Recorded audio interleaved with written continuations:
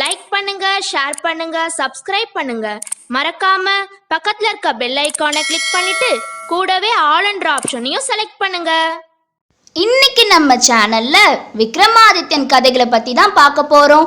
நாங்க ஆல்ரெடி ஒரு வீடியோல சொல்லிருக்க மாதிரி கடைசி கதையில தான் ஒரு பயங்கரமான சஸ்பென்ஸ் காத்துட்டு இருக்கு. அந்த கதையை தான் நீங்க நெக்ஸ்ட் வீடியோல பார்க்க போறீங்க. எல்லாரும் அந்த கதையை மிஸ் பண்ணாம பார்க்கணும்னா நம்ம சேனலை சப்ஸ்கிரைப் பண்ணுங்க. இப்ப நம்ம பார்க்க போறது கதைக்குள்ள கதை. இந்த கதையோட ஸ்பெஷலே இதுதான். அதனால இந்த வீடியோவை ஸ்கிப் பண்ணாம பாருங்க. வேதாளம் சொன்ன 23வது கதையை பார்க்கலாம். ஒரு அரண்மனையில் ஆண் கிளியும் பெண் மைனாவும் கூண்டில் வசித்து வந்தன. ஒரு நாள் ஆண் கிளி தன்னை கல்யாணம் செய்து கொள்ளுமாறு பெண் மைனாவிடம் கேட்டது. அதற்கு மைனா, ஆண்கள் மிக மோசமானவர்கள், நான் எந்த ஆணையும் கல்யாணம் செய்து கொள்ள மாட்டேன் என்று கூறியது. இதை கேட்ட ஆண் கிளியும் பெண்கள் மிக கொடியவர்கள் என்று கூறியது. இரண்டும் சண்டையிட்டு கொண்டிருந்த போது மைனா இந்த விஷயத்தை அரசனிடம் கூறி முடிவெடுக்கலாம் என்று அரசனிடம் சென்றன.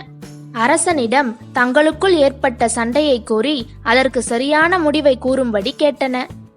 அரசன் மைனாவிடம், ஏன் ஆண்கள் மிக மோசமானவர்கள் என்று கூறுகிறாய் என்று கேட்டார். அதற்கு மைனா ஒரு கதை சொல்ல தொடங்கியது. ஒரு நாட்டில் ராஜாவும் அவனுடைய மகனும் வாழ்ந்து வந்தனர். மகன் பெயர் சிலையழகன். சிலையழகன் தன் நாட்டு செல்வத்தை எல்லாம் சூதாட்டமாடி அடித்தான். அவன் தந்தை இறந்த பின்பு தன் நாட்டை விட்டு வேறு நாட்டிற்கு போனான். அங்கு ஒரு வீட்டின் திண்ணையில் அமர்ந்தான். அவனை பார்த்த அந்த வீட்டின் உரிமையாளர், யாரப்பா நீ, என்ன செய்கிறாய் இங்கு என்று கேட்டார். அதற்கு அவன், நான் பக்கத்து நாட்டின் இளவரசன், என் பெயர் சிலையழகன். இதை கேட்ட உரிமையாளர், நிறைய சொத்து இருக்கும் போல் தெரிகிறது, இவனை என் மகளுக்கு திருமணம் செய்து விடலாம் என நினைத்து அவனிடம் சொல்லி திருமணத்தை முடித்தார். தன் மாமனாரிடம் நிறைய காசு மற்றும் நகைகள் இருப்பதை பார்த்த அவன் தன் சொந்த ஊருக்கு சென்று பழையபடி சூதாட்டமாட நினைத்தான். தான் தன் சொந்த ஊருக்கு போவதாக மாமனாரிடம் சொன்னபோது அவர் தன் மகள், அதாவது உங்கள் மனைவியையும் அழைத்துச் செல்லுங்கள் என்று கூறினார். பிறகு இருவரும் புறப்பட்டனர்.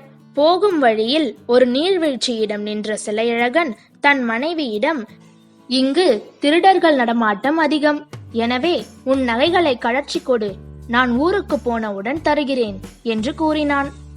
அதை நம்பி அவள் கழற்றி கொடுக்க அடுத்த நொடியே அவளை நீர்வீழ்ச்சியில் தள்ளினான் சிலையழகன். தன் ஊருக்கு சென்று சூதாடி எல்லா பணத்தையும் செலவழித்தான்.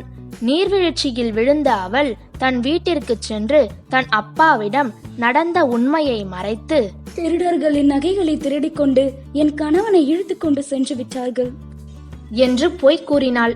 அச்சமயத்தில் மாமனாரிடம் மீண்டும் காசு வாங்கலாம் என்று திரும்பி வந்தான் சிலையழகன்.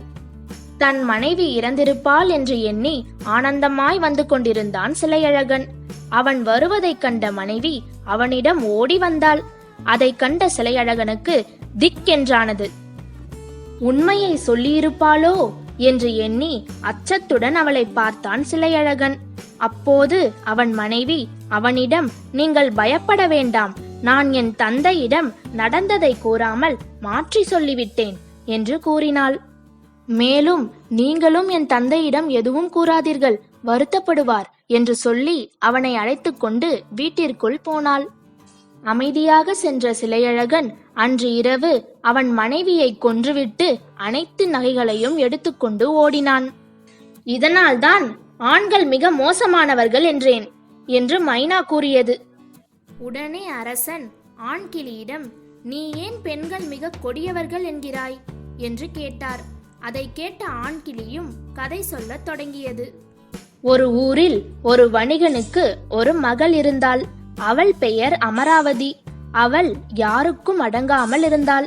அவளுக்கு திருமணம் செய்ய நினைத்த தந்தை ஒரு நல்ல நாளில் திருமணத்தை முடித்தார். அப்பெண்ணின் கணவனோ மிகவும் சாது. கணவன் வீட்டில் இருக்க பிடிக்காமல் தன் தாய் வீட்டிற்கே வந்தாள் அமராவதி. மனைவியை காணாமல் அவன் தன் மாமனார் வீட்டிற்கு சென்றான். அங்கு அவள் இருப்பதைக் கண்டு ஆனந்தமானான். தன்னோடு வருமாறு அவளை கேட்டான். மேலும் நம் வீட்டில் உன் இஷ்டம் போல் இரு என்றும் சொன்னான். ஆனால் அவளோ நான் யாருக்கும் அடங்க மாட்டேன் என்று கூறினாள். அதை கேட்ட கணவன் உன்னை இங்கிருந்து அழைத்து போகும் வரை நான் இங்கேதான் இருப்பேன் என்று கூறினான். அன்றிரவே அவள் அவனோடு வாழ பிடிக்காமல் வீட்டை விட்டு சென்றாள். அவள் கழுத்தில் இருந்த நகைகளை திருடன் ஒருவன் அவள் பின்னே சென்றான். அவள் போகும் வழியில் இருக்கும் மரத்தில் யாரோ ஒருவன் தூக்கில் தொங்கி இறந்துவிட்டான். அந்த உடம்பில் இருந்த ஆவி அமராவதியின் மூக்கை கடித்து துண்டாக்கிவிட்டது.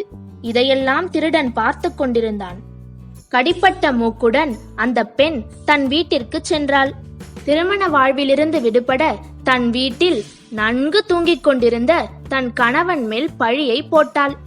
தன் மூக்கை இவர்தான் அறுத்துவிட்டார் என்று தன் தந்தையிடம் சொல்ல, அவர் மன்னரிடம் சொல்ல, மன்னர் தீர விசாரிக்காமல் அவனுக்கு தூக்கு தண்டனை விதித்தார். அவனை தூக்கில் போட போகும் சமயத்தில் அமராவதியின் செயல்களை கண்ட திருடன் மன்னரிடம் நடந்த அனைத்து உண்மைகளையும் கூறினான். அதை கேட்ட அரசன் அவள் கணவனுக்கு விடுதலை அளித்தார்.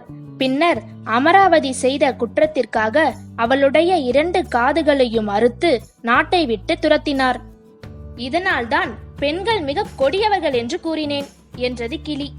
விக்ரமா, 2 பறவைகளில் எது சொன்னது நியாயம்? சொல்கிறேன் வேதாளமே, மனைவியை என்ன வேண்டுமானாலும் செய்ய கணவனுக்கு உரிமை உண்டு. ஆனால் கணவன் செய்வதை கேட்க மனைவிக்கு உரிமை இல்லை. சரியான பதில். அந்த காலத்துலலாம் பெண்கள் ஆண்களின் பேச்சை மட்டுமே கேட்கணும்ன்ற நடைமுறை இருந்துச்சு. அதனாலதான் நம்ம விக்ரமாதித்யன் இந்த மாதிரி ஒரு முடிவை சொல்லியிருக்காரு. இதே மாதிரி அடுத்த வீடியோல வேதாளம் சொன்ன 24வது கதை, அதாவது கடைசி கதையை பார்க்கலாம்.